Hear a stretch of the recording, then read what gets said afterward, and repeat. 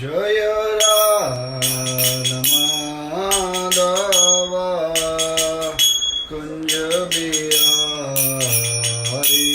जय राधा माधव कुंज बिहारी जय राधा माधव कुंज बिहारी जय राधा माधव कुंज बिहारी जय गोपीजन वल्लभ गिरिवरधारी जय गोपीजन वल्लभ गिरवरधारी यशोदनन्दन व्रजजनराञ्जन यशोदानन्दन व्रजजनराञ्जन यशोदनन्दन व्रजजनराञ्जन यशोदानन्दन व्रजजनराञ्जन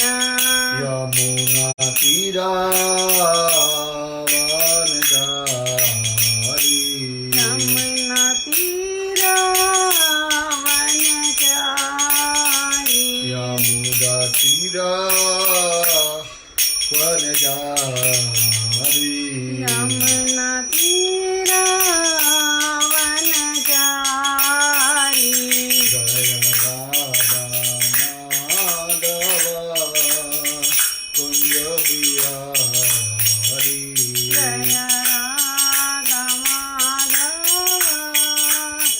कुंज बिहारी हरे कृष्णा हरे कृष्णा कृष्ण कृष्णा हरे हरे हरे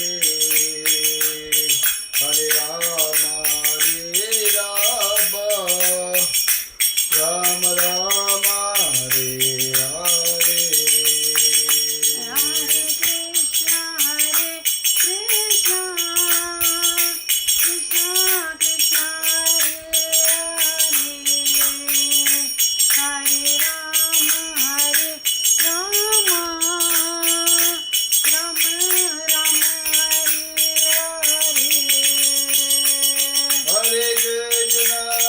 कृष्णा कृष्णा कृष्णा कृष्णा हरे हरे हरे राम राम राम हरे हरे हरे कृष्णा कृष्णा कृष्णा हरे हरे हरे राम राम राम हरे हरे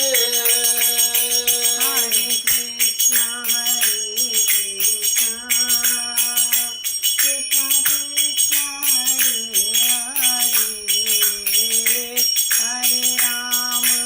हरे राम राम राम हरे हरे हरे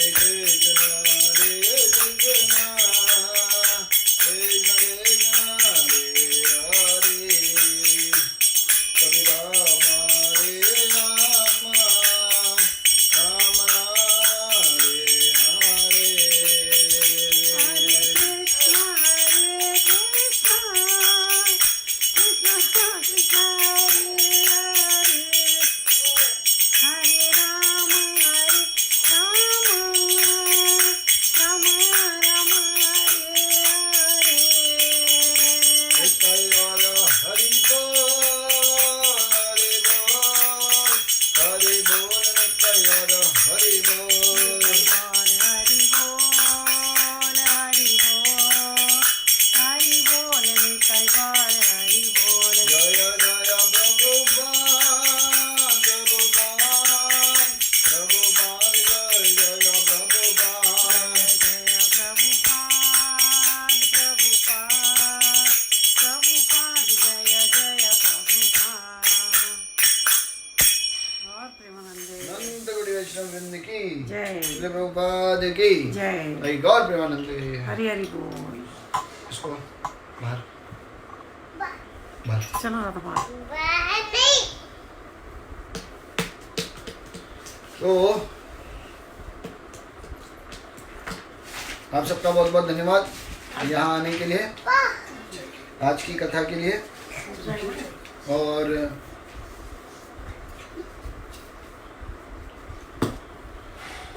कृपा करके इसको एक बार ले जाओ ना बाहर, अगर भले रोएगी तो हमने बंद कर दिया गेट। तो कृपा करके सभी लोग हाथ जोड़िए और मेरे साथ बोलिएगा। ओम अज्ञानतिमिरान्धस्य ज्ञानाञ्जनशलाकया चक्षुरुन्मिलितं येन तस्मै श्रीगुरवे नमः। श्रीचैतन्य मनोभीष्टं स्थापितं येन भूतले स्वयं रूप कदा मह्यं ददाति स्वपदान्तिकं वन्देऽहं श्रीगुरु श्रीयुतपदकमलं श्रीगुरून् वैष्णवांश्च श्रीरूपं साग्रजातं सहगण रघुनाथान्वितं तं सजीवं साद्वैतं सार्वभूतं परिजनसहितं श्रीकृष्ण चैतन्य देवं श्री राधा कृष्ण पादान सहगण ललिता श्री विशाखान्वितांश। हे कृष्ण करुणा सिंधु दीनबंधु जगतपते गोपेश गोपिका कांत राधा कांत नमोस्तुते। सप्त कांचन गौरांगे श्री राधे वृंदावनेश्वरी वृषभानुसुते देवी प्रणमामि हरिप्रिये। वाञ्छाकल्पतरुभ्यश्च कृपा सिन्धुभ्यैव च पतितानां पावनेभ्यो वैष्णवेभ्यो नमो नमः। जय श्री कृष्ण चैतन्य प्रभु नित्यानंद श्री अद्वैत गदाधर शिवासादि गौर भक्त वृंद। हरे कृष्ण कृष्ण कृष्ण हरे हरे, हरे राम राम राम हरे हरे। हरे कृष्ण। तो फिर से आपका धन्यवाद आने के लिए। तो देखिए, आज हम शुरुआत करने जा रहे हैं भगवान कृष्ण की लीलाओं का। तो ये जो लीलाएं हैं भगवान की, ये बहुत ही अद्भुत लीलाएं हैं भगवान की। और ये लीला के मुख्य कुछ कारण हैं।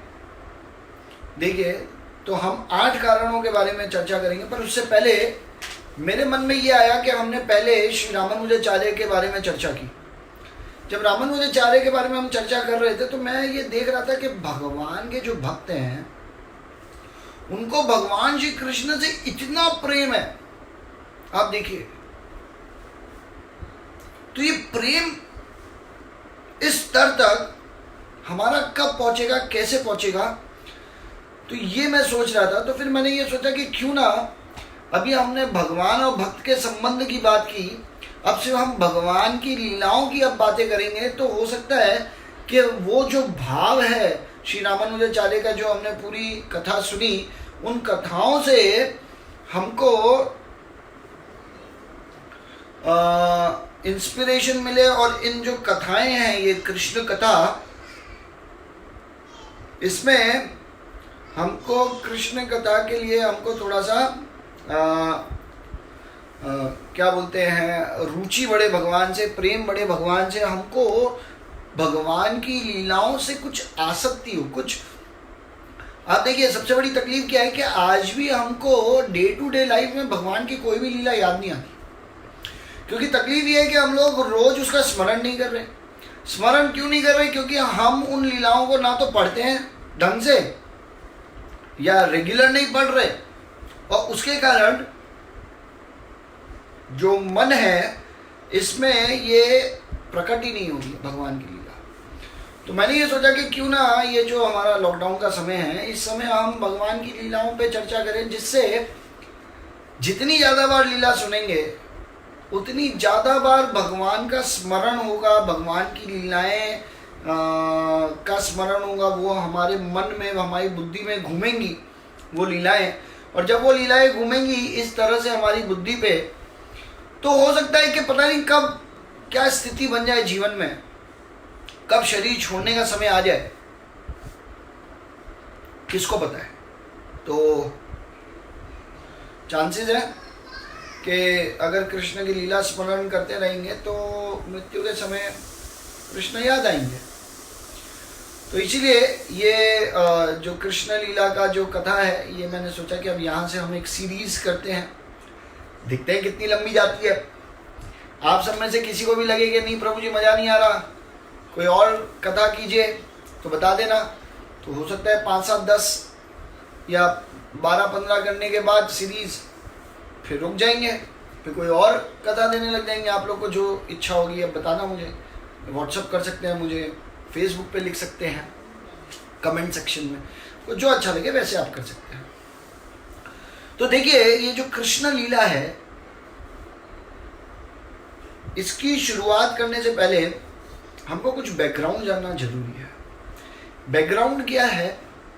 बैकग्राउंड ये है कि देखिए भगवान किस तरह से धरती पे आते हैं। देखिए आज भी है ना एक मिथ चल रहा है। क्या मिथ है? हमारा एक मिथ ये चल रहा है कि भगवान, कुछ लोग आज भी ये मानते हैं कि भगवान विष्णु से आए हैं, तो श्री कृष्ण भगवान नहीं है, वो विष्णु के एक अवतार है। ये एक बहुत बड़ा एक काल्पनिक लोगों के मन में ये घुस गई बातें कि भगवान कृष्ण विष्णु के अवतार है, जबकि ये सच नहीं है। तो इसीलिए मैं आप लोगों को पहले बताता हूँ कि कैसे कैसे क्या क्या प्रोसेस होता है और कैसे भगवान कृष्ण तो भगवान ही है पर आते हैं थ्रू विष्णु ही, पर कैसे, वो समझने की हम शुरुआत वहां से करते हैं। फिर भगवान के 8 कारणों का हम ध्यान देंगे कि भगवान क्यों प्रकट होते हैं, उसके 8 कारण हैं विशेष। तो हम थोड़ा फास्ट चलेंगे जिससे 8 कारण आज खत्म हो जाए, जिससे कल से हम फिर लीलाओं पे स्मरण कर सकें। तो देखिए भगवान श्री कृष्ण जो हैं, भगवान श्री कृष्ण अपने धाम में बैठे थे गोलोक वृंदावन में, और उनकी इच्छा हुई कि उनके हृदय से जो उनकी प्रेम की शक्ति है उनके साथ उनको थोड़ा सा आदान प्रदान करने की इच्छा हुई। तो उनके हृदय से एक शक्ति प्रकट हुई, और ये शक्ति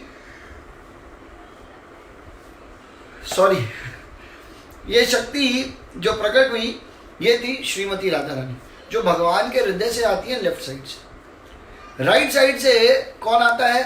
भगवान के कौन आते हैं अगर आप सबको पता ही हो, ये मैं पहले बहुत बार बता चुका हूँ, और जिनको नहीं पता है उनके लिए राइट साइड से आते हैं बलराम। अब ये जो बलराम है वास्तविक रूप में इन बलराम से ही बाकी सारे विस्तार होते हैं। भगवान श्री कृष्ण कोई विस्तार ही नहीं करते हैं। तो भगवान से अब बलराम से क्या क्या विस्तार होते हैं? सबसे पहले संकर्षण, प्रद्युम्न, अनिरुद्ध और वासुदेव, ये 4 जन का पहले वो होता है क्या बोलते हैं उसको, एक्सपेंशन है ना, विस्तार होता है। और जब इन 4 का विस्तार होता है फिर उसके बाद जो 3 होते हैं, 3 क्या है? संकर्षण, प्रद्युम्न और अनिरुद्ध। इन 3 के मिश्रण से क्या बनते हैं? इन 3 के मिश्रण से बनते हैं नारायण, और नारायण से फिर बनते हैं 3 विष्णु, जिनका नाम है कारणोदक्षाय विष्णु, गर्भोदक्षाय विष्णु और शिरोदक्षाय विष्णु। तो ये है 3 विष्णु। अब देखिए ये जो कारणोदक्षाय विष्णु है वो क्या करते हैं? कारणोदक्षाय विष्णु का कार्य ये है कि वो कारण सागर में लेटे हुए हैं, और उनके हर छिद्र के एक एक छिद्र, जैसे हमारे शरीर में छिद्र हैं उनमें बाल आते हैं ना हर छिद्र में, तो भगवान के जो कारणोदक्षाय विष्णु है इनके हर छिद्र से एक एक ब्रह्मांड, एक बुदबुदा निकलता है, उस बुदबुदे के अंदर पूरा ब्रह्मांड है।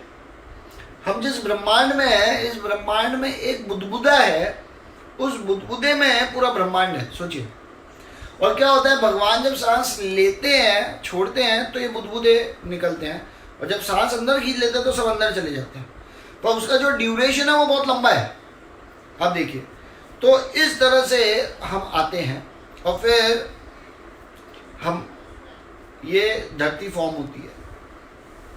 इसके बाद आते हैं हर बुदबुदे के अंदर, हर ब्रह्मांड के अंदर एक एक गर्भोदक्षाय विष्णु, जिन विष्णु को हम लोग को टीवी में, सीरियल में या पिक्चरों में जो हमने देखा है, पिक्चर्स, जिनकी पिक्चर्स हम देखते हैं, फोटोज जिन्हें हम कहते हैं, उसमें हम देखते हैं ना कि भगवान कैसे अनंत शेष के ऊपर लेटे हुए हैं और माता लक्ष्मी देवी उनके चरणों को दबा रही हैं।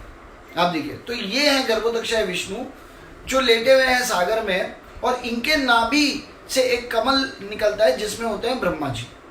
आप देखिए, तो इस तरह से वो आते हैं। और फिर विष्णु एक और जो है, जो मैंने बताया आपको, शिरोदक्षाय विष्णु। शिरोदक्षाय विष्णु हर ब्रह्मांड के अंदर, हर जीव के अंदर समाते हैं। जैसे हम सबके जीव के अंदर परमात्मा रूपी भगवान कृष्ण या विष्णु कहेंगे, वो बैठे ही हैं, हम सबके हृदय में बैठे ही हैं। ऐसे 84 लाख जितनी भी योनियां हैं, इन 84 लाख योनियों में भगवान रहते हैं सबके हृदय में, या सबके अंदर भगवान है। तभी तो हम कितनी बार कहते हैं ना कि देखिए भगवान सर्वव्यापी है, सब जगह है भगवान। तो उसका कारण ये है क्योंकि सब जगह है भगवान, ऐसा है। तो इस तरह से ये हमने एक छोटा सा फॉर्मेट समझा कि इस तरह से होता है। अब क्या होता है कि जो भगवान श्री कृष्ण है, इनको जब आना है, फॉर एग्जाम्पल अभी समझिए हमारे prime minister mister Narendra Modi ji है, इनको कभी आना है तो ये क्या करेंगे कि हर कोई भी सिटी में अगर इनको आना है तो उस सिटी के जो वो होंगे chief minister, in chief minister के थ्रू आप देखिए वो आएंगे। नरेंद्र मोदी जी ऐसा नहीं है कि डायरेक्ट कभी भी आ जाए, पर अगर उनके थ्रू आ रहे हैं इसका मतलब ये भी नहीं है कि नरेंद्र मोदी जी उनसे छोटे हैं। अगर उनको इन्फॉर्म करके आ रहे हैं या किसी भी तरह से आ रहे हैं तो आप देखिए। तो कहने का तात्पर्य ये है कि हमें ये भगवान श्री कृष्ण के फिर आते हैं, आने के 8 कारण अभी हम डिस्कस करेंगे, पर जब आते हैं तो तो थ्रू विष्णु ही आते हैं। तो भगवान विष्णु के थ्रू आते हैं तो सबको लगता है कि विष्णु के अवतार हैं, पर अवतार विष्णु के नहीं है, उनके थ्रू आ रहे हैं। जिससे क्योंकि भगवान का एक एक ब्रह्मांड है, उस ब्रह्मांड में जब आ रहे हैं तो वो उनको आदर भी देना चाहते हैं।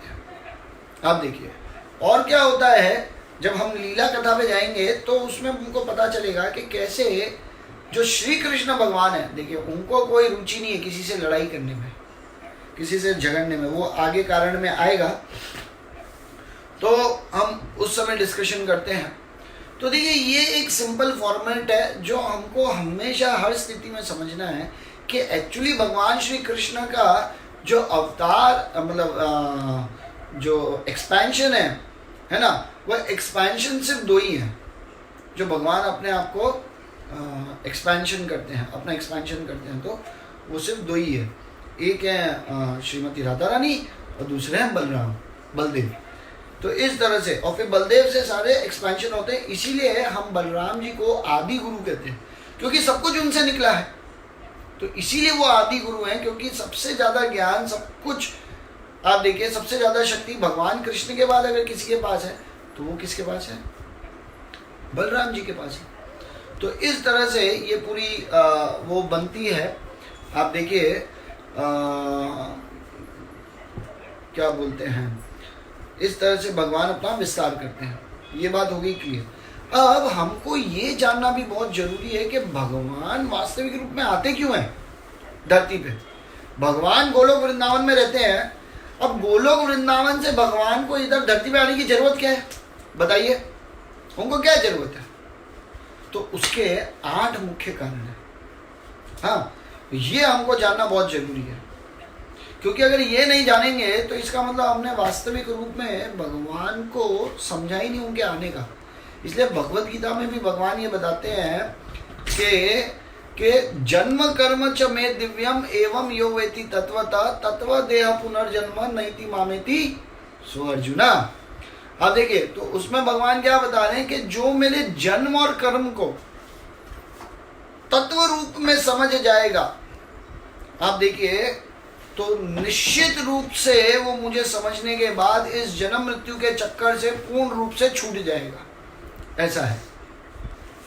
तो कहने का मतलब ये है कि व्यक्ति को अभी ये ध्यान देना बहुत जरूरी है व्यक्ति को कि भाई हम लोग किसी भी स्थिति में ये जाने कि भगवान आते क्यों हैं।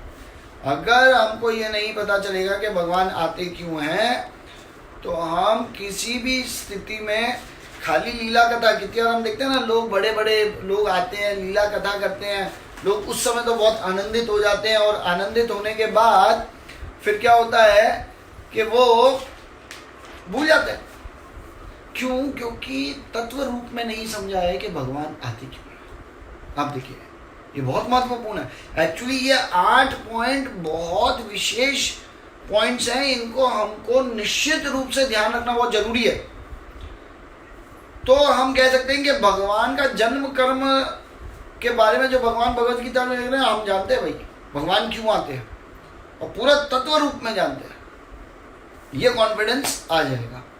तो हम शुरू करते हैं पहले कि भगवान सबसे पहले आते क्यों हैं। तो पहला कारण ये है भगवान का यहाँ आने का कि पृथ्वी का जो बोझ है उसको कम करना है। अभी इसका मतलब ये नहीं है कि बोझ हम सब का वेट बढ़ गया है तो अब हम थोड़ा वेट लॉस करें, ना आजकल बहुत चल रहा है, ये सब नहीं है। वेट पाप के कारण जो वजन बढ़ गया है उसको भगवान बोझ कम करने आए हैं, पाप का बोझ कम करने आते हैं भगवान। तो देखिए कथा इस तरह से होती है कि एक बार पृथ्वी माता क्या होता है कि बहुत दुखी हो जाती है असुरों के पाप से, तो वो सहन नहीं कर पाती, तो गाय बन के ब्रह्मा जी के पास जाती है और कहती है कि प्लीज मेरी मदद कीजिए। अब ब्रह्मा जी कहते हैं कि वास्तविक रूप में मैं भी मदद नहीं कर सकता, क्योंकि ये हम लोगों ने ही तो अवतार दिए हैं, कुछ मैंने दिए कुछ शिव जी ने दिए, अब हम क्या करें। और हमारे जो भी राक्षस जितने भी शक्तिशाली हुए हैं उनको वरदान हमने दिए हैं, और वरदान हमारे देने के कारण एक सबसे बड़ी मुसीबत ये है कि हम उस वरदान को तोड़ नहीं सकते। तो अब क्या किया जाए। अब क्योंकि ये एक बहुत बड़ी समस्या है तो इसका समाधान सिर्फ हमारे, क्योंकि ब्रह्मा जी सब आए कहाँ से, भगवान विष्णु, तो कहते हैं विष्णु ही हमें, क्योंकि वो बुद्धियों से भी ऊपर बुद्धिशाली है। तो हो सकता है हमने अपनी बुद्धि से या राक्षस ने अपनी बुद्धि से कोई भी एक वर ले लिया हो, पर उस वर को भी काटने का शक्ति किसके पास है, वो भगवान के पास है ना। तो इसीलिए भगवान क्या करते हैं, अरे ये ब्रह्मा जी और जो पृथ्वी देवी हैं, भूमि देवी हैं जिनको हम कहते हैं, ये गाय के रूप में भगवान के पास क्षीर सागर पे जाते हैं और क्षीर सागर पे जाके भगवान की उपासना करते हैं, भगवान से प्रार्थनाएं करते हैं और भगवान प्रकट होते हैं। और जब भगवान प्रकट हो जाते हैं तो इतनी संतुष्टि मिलती है, तो सबसे पहले ये ग्लोरिफिकेशन करते हैं भगवान का। तो देखिए इसीलिए हम सबकी ड्यूटी ये है कि हम सबको भगवान का ग्लोरिफिकेशन करना आना चाहिए। ये हमारा प्रेम भगवान के प्रति दिखाता है। तो हमारी प्रार्थनाएं और हमारा भगवान के प्रति ग्लोरिफिकेशन, ये दोनों, ये देखिए भक्तों के अंदर ये आर्ट सबसे बेस्ट होता है, उनको ग्लोरिफिकेशन करना और भगवान से प्रार्थनाएं करना, ये दोनों का आर्ट भक्तों में होना ही होना चाहिए। आप देखिए, है ना। तो इस तरह से वो ग्लोरिफिकेशन करते हैं। फिर भगवान पूछते हैं कि बताइए आप लोग यहाँ कैसे आए। उसके बाद जो भूमि देवी हैं, जो पृथ्वी देवी हैं, वो ये बोलती हैं कि भाई देखिए मैं बहुत दुखी हूँ, और क्योंकि मैं बहुत दुखी हूँ इसलिए कृपा करके आप हमारी मदद कीजिए और इन राक्षसों का वध करके जो मेरे ऊपर पाप का जो इतना भार है इसको कम कीजिए। तो भगवान कहते हैं आप निश्चित रहिए, मैं इन राक्षसों का संहार करने के लिए आऊंगा। आप देखिए, तो ये सबसे पहला कारण है कि क्यों भगवान आते हैं धरती पे, है ना, पहला कारण। दूसरा कारण ये है भगवान जो राक्षस है, असुरगण है, इनका उद्धार करने के लिए आते हैं। ये दूसरा कारण है। देखिए ये भगवान अपनी अनुकंपा, अपनी कृपा, अपना प्रेम, अपना दया दृष्टि जिसे हम कहेंगे, ये भगवान दिखाते हैं इससे कि भगवान का हृदय कितना बड़ा है। आप देखिए कि किसी भी स्थिति में अपने क्योंकि देखिए हर एक व्यक्ति है कौन, वो भगवान का ही तो एक अंश है। तो भगवान किसी भी स्थिति में किसी को भाई भूलते नहीं है, और क्योंकि भूलते नहीं है इसीलिए भगवान सबको उद्धार करना चाहते हैं।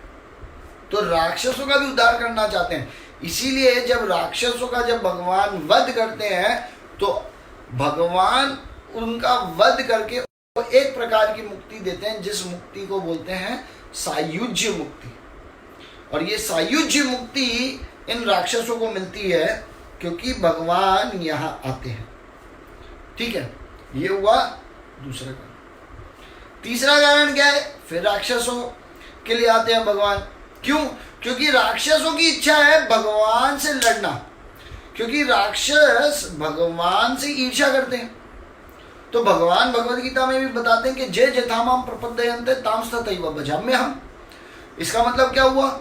इसका मतलब ये हुआ कि भगवान हर किसी की मनोकामना पूरी करते हैं, बस आपकी मनोकामना क्या है, आपकी भावनाएं क्या है। तो भगवान वैसी परिस्थिति बना के, वैसा सिचुएशन बना के आ जाते हैं। अब ये राक्षसों को भगवान से, आप समझिए, इच्छा क्या थी कि हमको विष्णु से लड़ाई करनी है, हमको भगवान से लड़ना है, झगड़ना है। तो भगवान ने कहा अच्छा तुम्हारी ये इच्छा ये भी मैं पूरी कर देता हूँ, लड़ लो, आओ हम साथ में लड़ेंगे, हम साथ में भिड़ेंगे, थोड़ा तुम आनंद लेना, थोड़ा मैं भी आनंद ले लूँगा। आप देखिए, और इस तरह से भगवान, ये तीसरा कारण है कि क्यों भगवान धरती पे आते हैं, क्योंकि राक्षसगण भी चाहते हैं ना। आप देखिए कंस में हम आगे सुनेंगे कि कंस राक्षस जो है, ये कंस राक्षस किस तरह से बार बार सपने में उनको सिर्फ विष्णु विष्णु विष्णु विष्णु विष्णु विष्णु विष्णु विष्णु यही दिखते थे, सिर्फ उन्हीं का नाम पुकारते रहते थे। तो इसका मतलब उनकी इच्छा थी, और इतना तीव्रता से अगर कोई पुकार रहा है तो भगवान क्यों नहीं आएंगे? आएंगे, पर भावना कैसी है? प्रेम की भावना है कि ईर्ष्या की भावना है? यह महत्वपूर्ण है। तो भगवान उसी रूप में प्रकट होंगे। एक्चुअली तो भगवान भी, यमराज भी भगवान है। अब देखिए, एक तरह से उनको महाजन कहा गया। क्यों महाजन कहा है? ठीक है, वो एक अलग कथा है, पर कहने का तात्पर्य यह है कि भगवान मृत्यु रूप में आएंगे या भगवान अपने प्रेम के रूप में आएंगे। डिपेंड करता है कि हम किस रूप में भगवान को बुलाना चाहते हैं, वो हमारा भाव प्रकट करेगा। इसलिए तो कहा जाता है कि देखिए, काम, क्रोध, लोभ, मोह, घमंड और ईर्ष्या, ये सब राक्षसी भाव है हमारे। और जब तक हम इस राक्षसी भाव से ऊपर नहीं उठेंगे, है ना, क्या है? काम वासना, क्रोध, लोभ, मोह, घमंड और ईर्ष्या, जब तक इससे ऊपर नहीं उठेंगे तब तक हम सब भी राक्षसी। क्यों राक्षस है? राक्षस का मतलब क्या है? पहले ये समझिए, राक्षस का मतलब ये है, राक्षस का मतलब है कि भगवान से अलग होके आनंद लेना, उसको राक्षस कहते हैं। तो उन सब में हम सब भी आ जाते हैं। आप देखिए, हम सब भी क्या कर रहे हैं? हम सबको हर जगह भगवान ही चाहिए, कहीं कहीं जगह हमारी अपनी चलनी चाहिए, मेरी अपनी इच्छा पूरी होनी चाहिए। हर जगह भगवान भगवान का नाम मत लो, हर जगह ज़्यादा भक्ति भक्ति की बातें नहीं करने की, कुछ चीज़ों में प्रैक्टिकल होने का। कितनी बार ये सोचते हैं ना हम लोग, आप देखिए, है ना, नहीं हम क्या अपनी इच्छाएं मार देंगे क्या? कितनी बार ये सोचते हैं हम। ये है राक्षसी भावना। अरे हमारी भी तो इच्छा होती है, हमको भी तो ये चीज़ चाहिए, हमको भी तो समाज में थोड़ा कुछ करके दिखाना है, हमको भी तो इतना बड़ा घर, गाड़ी, घोड़ा चाहिए, जो भी चाहिए, प्रॉपर्टियाँ चाहिए। आप देखिए, हमको भी तो काम वासना बहुत हिला देती है, क्रोध की वासना एकदम से चिड़चिड़ाहट करवा देती है। हमको भी तो लोभ है, कुछ चाहिए। क्या ऐसे ही रहे जीवन भर, ऐसे ही निकाल दे, खाली भगवान का नाम ले, भजन करें? हाँ, और कितनी बार तो कुछ लोग ऐसे बोलते हैं कि हाँ, भूखे पेट भजन ना होए, हे लाला ले ले तेरी कंठी माला। आप समझिए, कितने भक्त ये भी बोलते हैं, पर ये बहुत अच्छी बात नहीं है। मस्ती में कितनी बार बोलते हैं, पर ये ठीक नहीं है। आप देखिए, अरे भगवान आप जैसे रखो, भावना क्या होनी चाहिए? असुर वाली भावना नहीं होनी चाहिए। भगवान के भक्तों की भावना क्या होती है? भगवान आप जिस स्थिति में रखो, राख भी मार भी जो इच्छा तुम्हार, आप रखो या मार दो, जो भगवान आपकी इच्छा है, पर फिर भी मैं आपके चरणों को नहीं छोड़ूंगा, आपकी भक्ति नहीं छोड़ूंगा। ये भक्तों का मनोभाव है। आप देखिए, इसीलिए भगवान भक्त जो असुर में बदल गए हैं, क्या असुर में बदले हैं? कि हम भगवान को साइड करके, हमारे जीवन में भगवान नहीं चाहिए, भगवान को छोड़ के हम जीवन में आनंद बनाना चाहते हैं, उनको असुर कहा जाता है।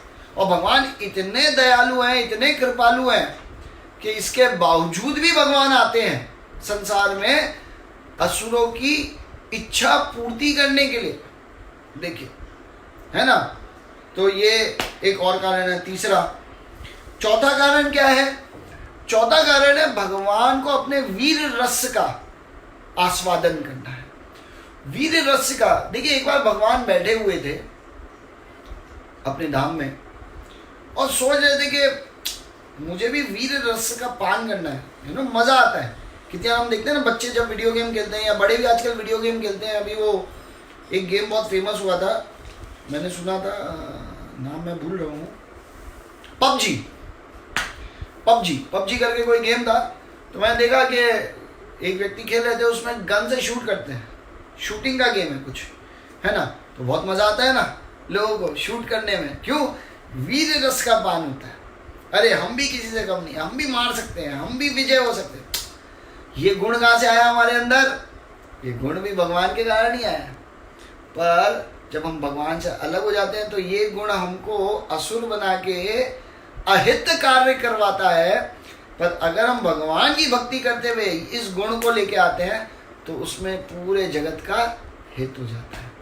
तो भगवान अपने धाम में बैठे हुए थे, उनकी इच्छा होती है कि वीर रस का पान करना है। अब वीर रस का पान कैसे होगा आप बताओ? क्योंकि भगवान, हम जैसे कीड़े मकोड़े को फूंक मारेंगे तो पता नहीं धरती के कितने, पूरे पृथ्वी के, पूरे भूमंडल के कितने चक्कर काट लेंगे, इसका पता ही नहीं है, सिर्फ फूंक मारने से। तो लड़ाई की तो बहुत दूर की बात होगी, आप समझिए। तो भगवान को भी तो उनके शक्तिशाली जैसे लोग चाहिए ना, वीर रस का पान करना है। तो भगवान बैठे रहते हैं, तो भगवान एक अरेंजमेंट करते हैं। क्या करते हैं? 4 कुमारों को भाई उनके मन में एक इच्छा प्रकट करवाते हैं। और वो इच्छा क्या प्रकट करवाते हैं? ये इच्छा होती है कि हमको भगवान नारायण से मिलना है, तो चलो वैकुंठ चलते हैं।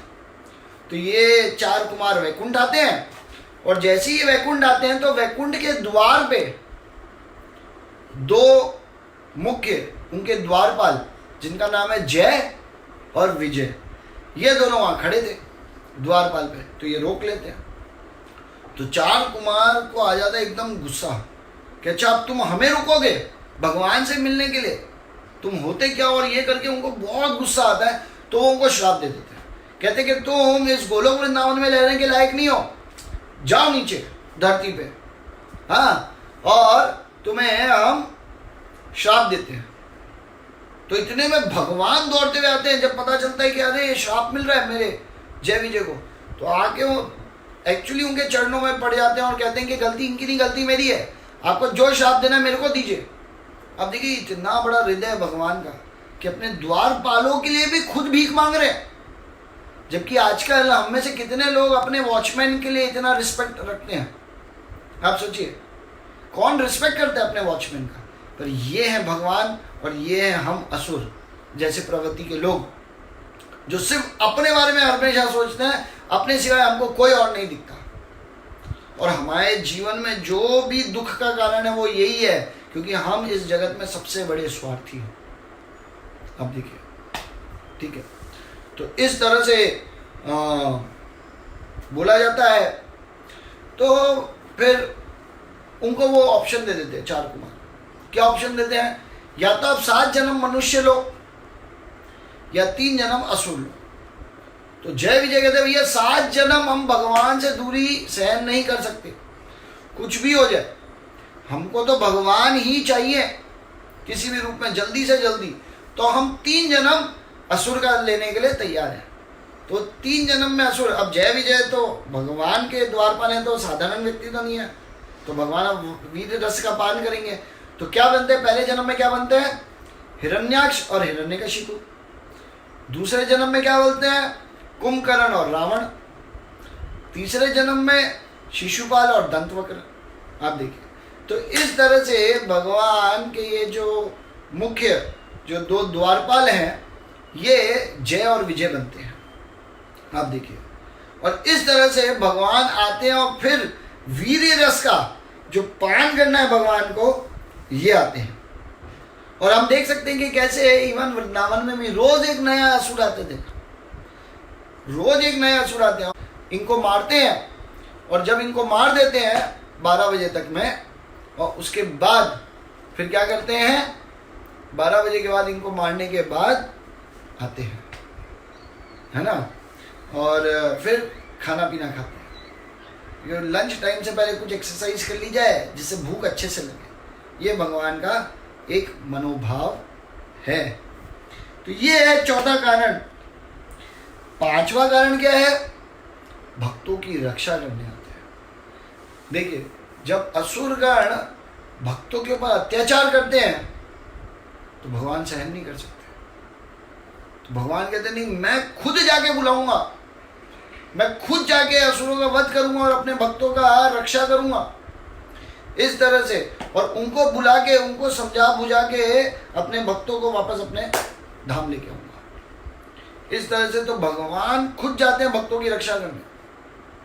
तो एक कथा आती है, आप सबने सुनी होगी, पर फिर भी वापस एक बार सुन लीजिए जिन्होंने नहीं सुनी उनके लिए, कि एक बार अकबर और बीरबल होते हैं। तो अकबर बीरबल को कहता है, यार तुम्हारे भगवान, क्योंकि अकबर तो मुस्लिम थे और बीरबल हिंदू थे, तो कहते हैं यार एक बात बताओ, तुम्हारे भगवान जो हैं उनमें क्या इतनी शक्ति नहीं है क्या कि वो किसी अपने शक्तिशाली व्यक्ति को भेज दें, हाँ, अपने भक्तों की रक्षा के लिए? वो खुद ही आ जाते हैं। ये किस प्रकार के भगवान है? तो बीरबल कहते हैं कि देखिए, आप अभी नहीं समझ पाएंगे, थोड़ा समय लगेगा आपको समझने में, थोड़ा टाइम है ना, समझ में आ जाएगा आपको, कुछ दिन में मैं आपको समझा दूंगा। वो कहते हैं ठीक है, कैसे समझाएंगे? तो वो ये बोलते हैं कि आप क्या कीजिए, सिंपल, आप ज़्यादा कुछ मत कीजिए, अपन चलते हैं नौका विहार पे। और उस समय वो प्लानिंग बनाते हैं कि एक प्लास्टिक का बच्चा, और कहते हैं चलिए आप अपने बच्चों को भी ले लीजिए साथ में और अपनी वाइफ को भी ले लीजिए, अपन एक नौका विहार करके आते हैं। तो उस तरह से वहाँ जाते हैं और बीरबल क्या करते हैं, और उनके साथ सब सिपाही वगैरह भी होते हैं। तो उस बीच में बीरबल ऐसे करते हैं कि राजा अकबर को भी दिखे, और ऐसे दिखे कि वो भूल से गिर गया। तो क्या करते हैं, वो ऐसे पकड़ के बैठे होते एकदम कोने में, और राजा को जानबूझ के उनसे बात करते हैं जिससे राजा उनकी तरफ ही देखते रहे, और इतने में एक झटका देते हैं अपने आप को, वो ऐसे कि उनको लगा कि झटका आया और बच्चा गिर जाते हैं, होते नकली हैं और बच्चा नीचे गिर जाता है। तो जैसे अकबर देखते हैं तो अकबर कूद जाते हैं पानी में, और बच्चे को निकालते हैं तो देखते हैं ये तो डुप्लीकेट है। तो फिर वो बीरबल हाथ देते हैं, उनको ऊपर लाते हैं। तो अकबर एकदम गुस्सा हो जाते हैं, ये क्या तरीका है, ये क्या बदतमीजी है, राजा के साथ इस तरह से कोई रहता है क्या? तो कहता है अरे शांत रहिए। कहता है इसका मैं आपको कारण बताता हूँ, ये मैंने आपके सवाल का जवाब दिया। तो बीरबल कहते, अरे अकबर कहते हैं अरे ये किस तरह से आपने जवाब दिया है, ये समझ ही नहीं आया। तो कहते हैं आपने कहा था ना कि भगवान स्वयं क्यों आ जाते हैं? तो बोलते हैं क्यों, आपके सारे सिपाही थे, मैं यहाँ बैठा था, आपकी बीवियाँ यहाँ बैठी थी, हम सब लोग यहाँ, मंत्री वगैरह सब, आपने हमको क्यों नहीं ऑर्डर किया, खुद क्यों कूद गए? तो अकबर फिर सोचने लगे और कहते हैं हाँ, क्योंकि मेरे खुद का बच्चा जब गया तो मैं ये नहीं देख सकता था कि ऑर्डर दूं फिर वो कूदे, तब तक तो डूब के मर गया तो क्या होगा। तो उसी तरह से बीरबल भगवान के बारे में बताते हैं राजा को, अकबर को, कि देखिए जैसे आपको इतना प्रेम है ऐसे ही भगवान को अपने हर अंश के साथ उतना ही प्रेम है जितना हमको अपने बच्चों से होता है। तो इस तरह से जब वो बोलते हैं तो तब वो समझ जाते हैं कि हाँ ये वास्तविक कारण है कि क्यों भगवान इस संसार में आते हैं। और इसीलिए भगवान अपने भक्तों की रक्षा करने के लिए स्वयं आते हैं, स्वयं आते हैं। आप समझिए कितनी बड़ी बात है। इससे दर्शाता है कि भगवान को अपने भक्तों से कितना प्रेम है ना। तो ये एक और कारण है, पांचवा। छठा कारण क्या है? छठा कारण बहुत अद्भुत है। छठा कारण है कि जब असुरों के वध से भक्तों को आनंद देने के लिए आते हैं भगवान, हाँ, बहुत अलग तरह का कारण है ना। क्योंकि जब भी कभी लड़ाई होती है तो लड़ाई में देखते हैं कि जिसे हम प्रेम करते हैं अगर वो जीत जाता है तो बहुत मजा आता है। जैसे कितनी बार हम सब ने देखा होगा कि हमने सबने देखा होगा कि जब भी कोई कि भक्तों को बहुत आनंद होता है। जैसे मैं आपको एक एग्जाम्पल देता हूँ। हम जानते हैं कि कि कोई भी असुर का जब भगवान वध करते थे तो जब वापसी आते थे अपनी लीला करके, क्योंकि भगवान गाय चराने जब जाते थे दोपहर के समय में तभी सारे असुर आते थे, मेजरली तब आते थे असुर। और जब वध करके आते थे तो जब सारे ग्वाल बाल जब वापस आते थे भगवान के साथ, तो उस सिचुएशन में क्या होता था? उस सिचुएशन सब नाचते आते थे, अरे आज भाई कृष्णा ने तो इसका वध किया, अरे उसका वध किया, अरे इस तरह से वध किया, अरे उस तरह से वध किया, ऐसे करके खुशी से बताते थे। तो आनंद हुआ ना। आप देखिए, तो अपने भक्तों को भगवान आनंद देने के लिए आते हैं। सातवां भी इससे मिलता जुलता पर थोड़ा अलग है। सातवां क्या है कि असुरों का वध करके भक्तों के अंदर अपना प्रेम बढ़ाने के लिए आते हैं। आप देखिए, ये बहुत महत्वपूर्ण है। आज हम सब लोग पिक्चर देखते हैं, पिक्चर, तो पिक्चरों में हम जानते हैं कि हीरो है और ये विलन है, पर जब हीरो विलन को मार देते हैं, मालूम है सबको कि आखिरकार हीरो ही जीतने वाला है, पर फिर भी हम देखते हैं। और वो देखने के कारण क्या हो जाते हैं, हम हीरो के फैन हो जाते हैं ना। कितनी बार उनको बोलते हैं कि ये फिल्म स्टार है, पता नहीं क्यों स्टार बोलते हैं, ये आज तक समझ में नहीं है स्टार तो क्या होते हैं। पर लोगों का प्रेम अब भगवान के प्रति नहीं है, इसीलिए इस भौतिक जगत के लोगों के प्रति प्रेम हो जाता है, तो उनको कुछ भी कहने लग जाते हैं, स्टार कहते हैं, इसलिए स्टार कह देते हैं उनको। तो कहने का तात्पर्य ये है कि हमको भी कैसे प्रेम हो जाता है, हमारे लिए हमारे फेवरेट एक्टर हो जाते हैं, हमारे फेवरेट एक्ट्रेसेस हो जाती हैं, तो इस तरह से प्रेम बढ़ जाता है ना। आप देखिए, वध करते हैं जब वो लोग भी लड़ाई करते हैं, युद्ध होता है, और उस युद्ध में जब जो जीत जाता है हीरो, तो लगता है अरे वाह क्या हीरो है, क्या एक्शन करता है, हाँ? तो वो देखते हैं हम, तो मज़ा आता है, प्रेम डेवलप हो जाता है उससे। तो उसी प्रकार से जो भगवान के जो भक्त हैं, जब वो भगवान को देखते हैं कि इन्होंने इतने बड़े बड़े राक्षसों का वध किया, तो वध करने से उनके हृदय में भगवान के लिए एक प्रेम जगने लग जाता है। हम ये देख सकते हैं। और ये प्रेम जब चलता है तो हम देख सकते हैं कि कैसे ये प्रेम कितना महत्वपूर्ण है, क्योंकि ये प्रेम एक्चुअली भगवान के करीब लेके आता है। हम देख सकते हैं वृंदावन में रोज, एक्चुअली आप देखिए वृंदावन में सबसे ज्यादा चिंता है, हर एक व्यक्ति वहां बहुत चिंतित रहता है। क्यों चिंतित रहता है? कि अरे कौन सा असुर आ जाएगा, कब असुर आ जाएगा, हाँ, कितना चिंता में रहते हैं सभी। और दिखते हैं ना, जब जैसे तृणावर्त का वध करते हैं, ये आएगा कथा में, कि जब वध करते हैं तो उपनंद आते हैं, और उपनंद क्या बोलते हैं कि चलो लगता है हमारे कृष्णा पे बहुत कष्ट आ रहा है, यहाँ पे महावन गोकुल में हम यहाँ से शिफ्ट हो जाते हैं और चले जाते हैं वृंदावन।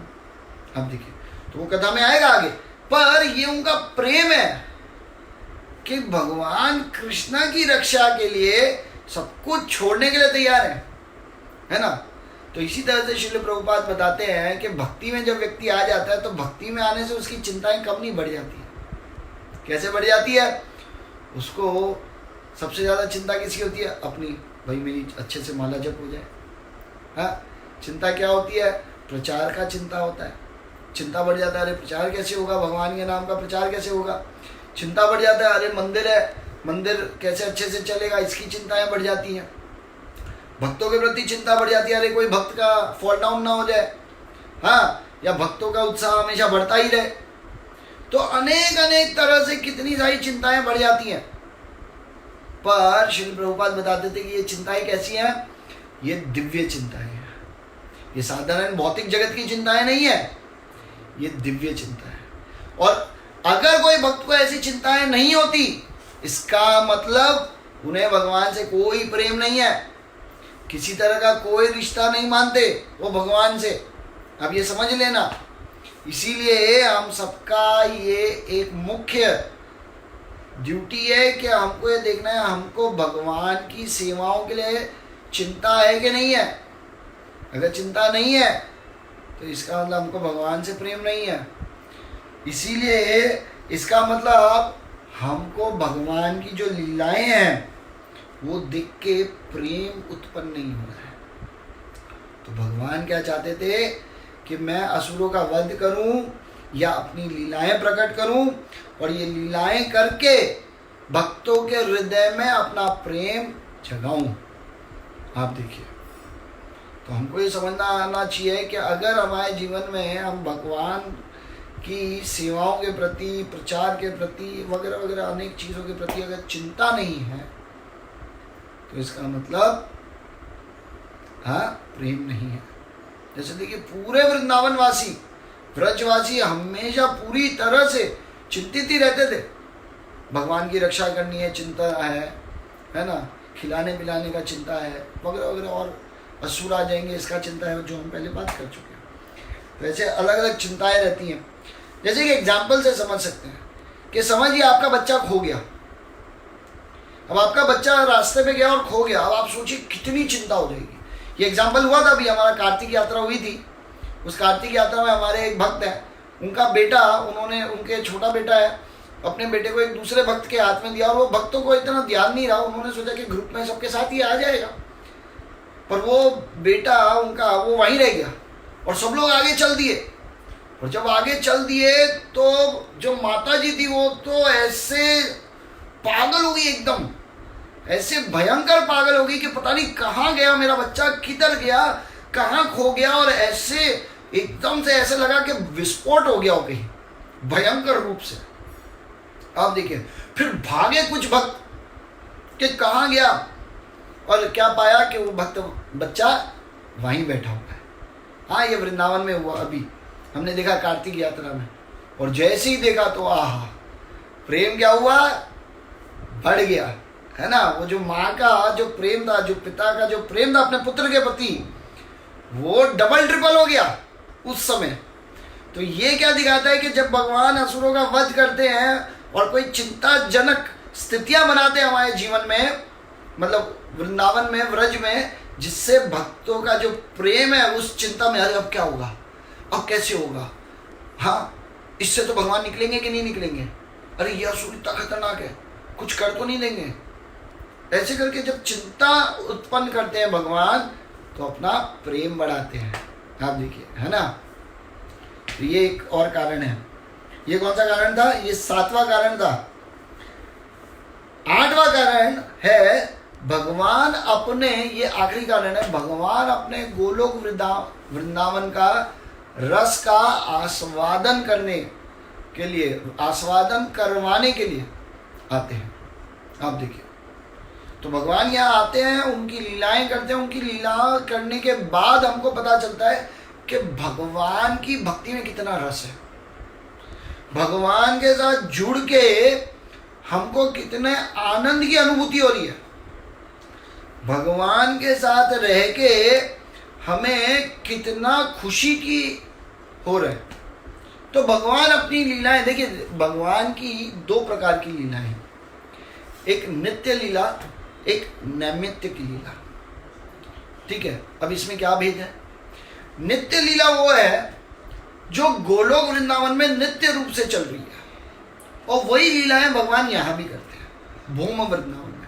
एक है गोलोक वृंदावन, एक है भौम वृंदावन। ठीक है, तो इस जगत में भी एक भौम वृंदावन है। तो भगवान जो नित्य लीला करते हैं वो तो करते ही हैं, तो जो गोलोक वृंदावन में हो रही है। पर जब यहाँ आते हैं तो नित्य लीला के साथ एक लीला जुड़ जाती है जिसको बोलते हैं नैमित्तिक लीला। ये नैमित्तिक लीला क्या होती है, ये नैमित्तिक लीला ये होती है जिसमें जो लीलाएं भगवान गोलोक वृंदावन में नहीं करते, क्योंकि भगवान गोलोक वृंदावन में किशोर रूप में और किशोर वाली ही सारी लीलाएं करते हैं। आप देखिए, और नैमित्तिक लीला क्या है, जैसे भगवान की जन्म की लीला, वो गोलोक वृंदावन में नहीं होती, वो सिर्फ भौम वृंदावन में होती है ना। तो वो लीला देख के आप देखिए भगवान का रस मिलता है कि नहीं, गोलोक वृंदावन का प्रेम का रस मिलता है, नहीं मिलता, मिलता है। फिर भगवान की आप समझिए असुरवध की लीला। भगवान गोलोक वृंदावन कौन असुर आता है, वो असुर ही नहीं आता। आप देखिए, तो इसीलिए भगवान असुर के वध की लीला करते हैं। फिर अपने बड़े होने की लीला। अब भगवान वहाँ तो किशोर रूप में ही है, तो वो कुमार रूप में आते हैं, जन्म लीला होती है, कुमार रूप आता है, पुगंड लीला करते हैं, कुमार लीला करते हैं, ये अलग अलग तरह की जो लीलाएं हैं ये वहाँ होती नहीं है। तो भगवान जब बड़े होते हैं तो वो लीला, फिर भगवान अपने से बिछड़ने की लीला वहाँ भी करते हैं। आप देखिए गोलोक वृंदावन में नित्य लीला में है सेपरेशन का, पर मथुरा से वृंदावन जाने में और फिर मथुरा से सांदीपनी आने में और वहाँ से द्वारका की लीला, ये सारी लीला भी अलग है। और ये सारी लीला देख के भक्तों को भगवान अपने धाम का रस का आस्वादन करवाते हैं। तो ये मुख्य 8 कारण है। और इसमें हमने जाना कि कैसे नित्य लीला, नैमित्य की लीला, और आगे हम देखते हैं कि क्यों चिंता करना, भगवान अपना प्रेम बढ़ाते हैं हमारे जीवन में चिंता देके। जब असुरों का वध करते हैं या जब असुर आते हैं, जैसे हमने कहा ना नैमित्य की लीला करते हैं जो कहीं और नहीं पाया जाता है, तो वो जब लीलाएं होती हैं तो वो होता है। और इन सब लीलाओं के कारण क्या होता है वास्तविक रूप में, हमारी शुद्धि होती है, हमारा प्रेम बढ़ता है। जब हम देखते हैं ना एक एक असुरों का जब भगवान वध करते हैं, तो उस वध करने से क्या होता है कि वध करने से हमारा जो प्रेम है भगवान के प्रति वो और गाढ़ा हो जाता है। और जब प्रेम गाढ़ा हो जाता है भगवान से, तो ऑटोमेटिकली हम क्या देखते हैं, ऑटोमेटिकली हम ये देखते हैं कि भगवान अपने भक्तों से खूब प्रेम करने लग जाते हैं। आप देखिए, और हमारा भी जो कल्मश है हृदय के अंदर, जो हमारा हृदय भी कोयले से ज़्यादा काला है, ये भगवान की लीलाएं देख के, भगवान की लीलाएं सुन के हमारा हृदय का जो कालापन है वो हटने लगता है। और जब वो हटता है तो हम क्या देखते हैं, वो धीरे धीरे करके हमको भगवान के करीब लेके आता है। नहीं तो आप देखिए कितने लोग सुन रहे हैं भगवान का नाम, कितने लोग भगवान की लीलाएं देख रहे हैं, पर उनका अटैचमेंट भगवान से होता नहीं है। और अटैचमेंट भी है तो किस तरह का है, उसमें प्रेम नहीं है, उसमें सिर्फ ज़रूरत है कि मेरी इच्छा की पूर्ति करने के लिए भगवान की ज़रूरत है। आप देखिए, सिर्फ ये कारण के कारण व्यक्ति भगवान के साथ अपना रिश्ता बनाता है। पर भगवान की लीलाएं जब होती हैं तो उससे हमारा प्रेम का रिश्ता स्थापित होता है। इसलिए असुर वध की लीलाएं, जितनी भी अलग अलग असुर है, श्रील भक्ति विनोद ठाकुर अपने अलग अलग जगह बताते हैं कि कैसे जो एक साधक है, हम सब साधक हैं, भगवान के भक्त हैं, तो ये जो साधक है ये कैसे असुरों की वध देखते हैं, क्योंकि हर एक असुर किसी ना किसी एक अनर्थ का प्रतीक है। और इस अनर्थ के कारण हम भगवान से विरोधी स्वभाव में रहते हैं। आप देखिए, हम भगवान से विरोध कर रहे हैं, हम भगवान से ईर्ष्या कर रहे हैं, इस तरह से वो प्रतीक है उसका। तो जब इस तरह से भगवान दिखाते हैं हमें, तो क्या दिखाते हैं हमें, क्या समझाते हैं हमें, से ये दिखाते हैं कि जब हम असुर, श्रील भक्ति विनोद ठाकुर ये समझाते हैं कि जब एक साधक भगवान के असुर की लीलाओं का समाप्ति देखता है, तो उसके हृदय के अंदर जिस जिस अलग अलग प्रकार के अनर्थ वास कर रहे हैं वो समाप्त हो जाते हैं। इसलिए भगवान आए इस धरती पे, क्यों आते हैं, एक्चुअल मूड में अपना प्रेम देके हमारे हृदय को मक्खन की तरह सॉफ्ट बना के अपने धाम वापस ले जाने के लिए आते हैं। ये एक अंतरंग कारण है, अपना प्रेम देके। बाकी तो हमने 8 प्रकार के कारणों को समझाई आज कि क्या 8 प्रकार के कारण हैं। और तब श्री भक्ति विनोद ठाकुर ये बताते हैं कि जब एक भक्त सारे असुरों की लीलाओं को जब देखता है, तो वो देखने के कारण उसके हृदय में एक इच्छा प्रकट होती है। और वो इच्छा ये प्रकट होती है कि वो भगवान के करीब जाना चाहता है। पर कैसे करीब जाना चाहता है, उनके समीप कैसे आना चाहता है, कि वो असुरों को देख के उसको ये समझ में आता है कि ये सारे असुरों के जो गुण हैं ये सब तो मेरे अंदर भी है। तो भगवान के सामने एक निसहाय के भाव में जाता है कि भगवान मेरे अंदर तो शक्ति नहीं है, मेरे अंदर तो प्रेम नहीं है, मेरे हृदय में आज भी वो गुण नहीं है कि मैं आपसे पूर्ण रूप से प्रेम कर सकूं। मैं अपने अनर्थों को, मैं अपने पापों को अपने तरीके से इनको हटा सकूं, तो मैं निस्सहाय हूं, मेरे अंदर कोई क्षमता नहीं है। कृपा करके आप ही मेरी रक्षा कीजिए, आप ही मुझे बल दीजिए, आप ही मेरी सहायता कीजिए कि मैं आपके करीब आ सकूं। तो जब हम इस तरह से भगवान के लिए प्रार्थना करेंगे, जैसे आप देखिए धरती माँ अभी गई ना ग्वाले, मतलब गाय बन के, कि कैसे गई कि प्लीज मदद कीजिए, प्रार्थनाओं के भाव में। तो हमें आज ये समझना चाहिए कि हमें कृष्ण लीला तब समझ में आएगी जब हम ये धीरे धीरे, जैसे ये लीलाएं आगे बढ़ेंगी, हमको समझ में आएगा कि किस किस प्रकार के अनर्थ हमारे अंदर हैं और इन अनर्थों को कैसे हम निकाल सकते हैं। और उसको निकालने के लिए हमको भगवान से प्रार्थना करना पड़ेगा कि भगवान जैसे आप स्वयं आए धरती पे और आपने कैसे इन अनर्थों का वध किया, इन अनर्थों की मृत्यु की, ऐसे मेरे अंदर से ये अनर्थ का कब वध होगा, ये कब जाएंगे, ये कब खत्म होंगे। आप देखिए ये अनर्थ, हाँ, तो प्लीज आप मेरी मदद कीजिए। इस तरह से जब एक व्यक्ति प्रार्थना करता है, इस तरह से एक भक्त जब भगवान के शरण में जाता है, तो निश्चित रूप से भगवान प्रकट होते हैं। और जैसे जैसे हम लीलाओं को आगे लेके जाएंगे, हम ये समझेंगे कि भगवान हमारे लिए भी प्रकट हो सकते हैं। डिपेंड करते हैं हमारा मनोभाव कैसा है, हमारी वास्तविक रूप में इच्छाएं क्या हैं। आप देखिए, तो ये जानना बहुत जरूरी है। और जब हम ये जान जाएंगे तो हम ये समझेंगे कि कैसे एक व्यक्ति भगवान का भक्त बन के अपने सारे अनर्थ, अपने सारे पापों से, अपने सारे दोषों से ऊपर उठ के भगवान का जब प्रेम प्राप्त करता है, तब उसको वास्तविक रूप में जीवन का एक्चुअल गोल समझ में आता है और वास्तविक रूप में संतुष्टि और आनंद की अनुभूति होती है। आज हम में से कितने लोग संतुष्ट है और आनंद की अनुभूति कर रहे हैं?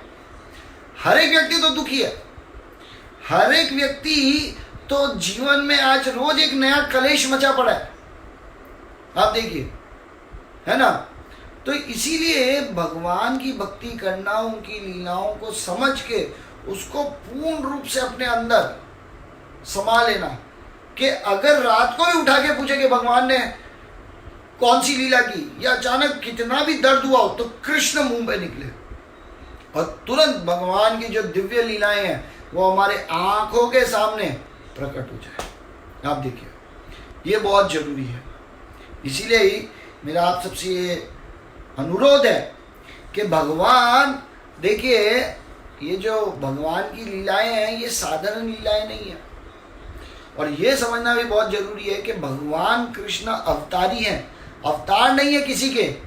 ये भी हमने जो चर्चा की कि भगवान अवतारी हैं, अवतार नहीं है। भगवान के कारण सब कुछ है, किसी के कारण भगवान नहीं है। जैसे एक व्यक्ति ने एक बार पूछा, एक सवाल किया शिल प्रभुपाद से कि शिल प्रभुपाद सब कुछ भगवान से है। कहते हाँ, तो भगवान भी तो किसी कारण आ गए होंगे। तो शिल प्रभुपाद कहते हैं देखिए, भगवान का कोई कारण नहीं है, पर भगवान है सभी के कारणों के कारण। तो जब तक आपको ये नहीं पता चलता कि भगवान का कारण कौन है, वो भूल जाओ, तब तक उनकी भक्ति करो। अगर जब तुमको पता चले कि उनके कोई कारण है, तब आप उनकी भक्ति करने लग जाना और भगवान को भूल जाना। पर ऐसा कुछ हो नहीं सकता भी। आप देखिए, इसलिए भगवान अवतारी हैं, न कि भगवान किसी के अवतार है ना। तो आज की कथा हम यहीं समाप्त करते हैं। कल से हम शुरुआत करेंगे, अलग अलग लीलाओं को लेके जाएंगे। आशा करते हैं आप सबको बहुत आनंद आएगा। और ये 8 कारण भगवान के प्राकट्य के भी हमको आज अच्छे लगे होंगे, कुछ नया लगा होगा। तो आप सब आए, उसके लिए बहुत बहुत धन्यवाद। हरे कृष्णा।